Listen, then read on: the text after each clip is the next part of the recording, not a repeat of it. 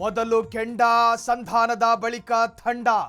ಅಸಮಾಧಾನಿತ ಶಾಸಕರ ಜೊತೆ ಸಿಎಂ ಸಂಧಾನ ಸಕ್ಸಸ್ ನಮ್ಮಲ್ಲಿ ಯಾವುದೇ ಭಿನ್ನಮತ ಇಲ್ಲ ಎಂದ ಡಿಕೆ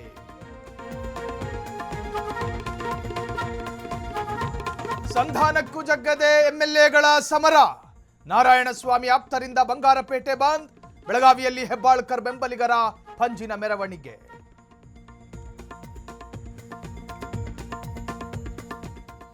ರಾಜ್ಯದಲ್ಲಿ ಎಸ್ಐಆರ್ ಪರಿಷ್ಕರಣೆ ಬಹುತೇಕ ಪೂರ್ಣ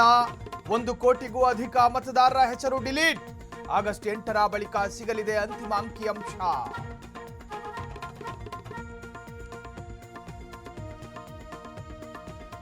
ಚೊಚ್ಚಲ ಬಜೆಟ್ನಲ್ಲೇ ವಿಜಯ್ ಭರಪೂರ ಕೊಡುಗೆ ಯುವಕರು ಮಹಿಳೆಯರಿಗೆ ಬಂಪರ್ ಹೊಸೂರಿನಿಂದ ಬೊಮ್ಮಸಂದ್ರಕ್ಕೆ ಮೆಟ್ರೋ ರೈಲು